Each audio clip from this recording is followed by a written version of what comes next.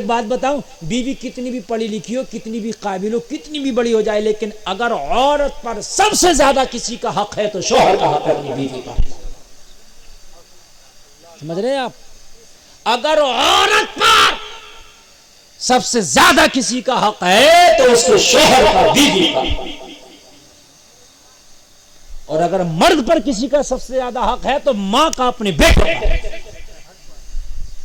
بولے آپ کان کھول کر، ماں کا حق اپنے بیٹے پر سب سے زیادہ.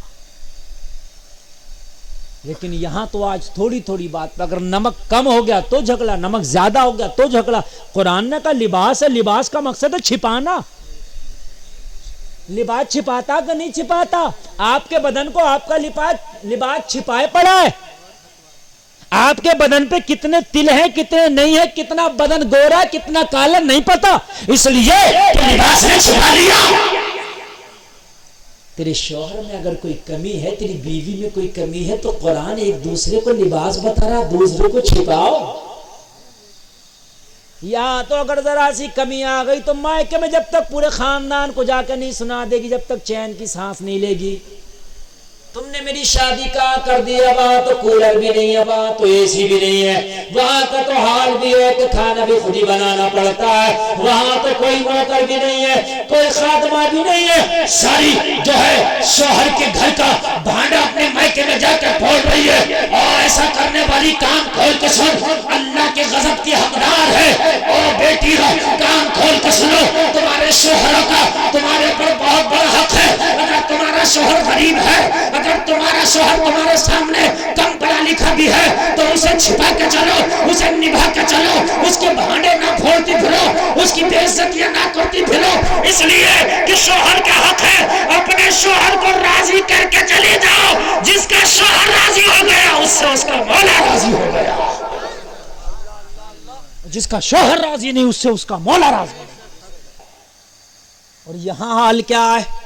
یہاں معاملہ یہ ہے میرے مسلمان بھائیوں کہ اگر ہمیں کوئی تکلیف ہو تو بیوی پھر شکوے کرنے لگتی ہے، بیوی جھگڑے کرنے لگتی ہے، جھگڑے لڑانے لگتی ہے. کیوں؟ اس لیے کہ تجھے یہ تکلیف ہوئی ہے. اگر شوہر کو کوئی تکلیف پہنچی ہے تو اس میں بھی اللہ کی رضا ہے. بیماری آئے تو وہ بھی اللہ کی رحمت ہے. اگر غریبی آئے تو وہ بھی اللہ کی رحمت ہے. اگر اللہ نے کوئی تکلیف دی ہے تو اللہ گناہوں کو کم کرتا ہے. اگر بیماری دی ہے تو اللہ گناہوں کو معاف کرتا ہے.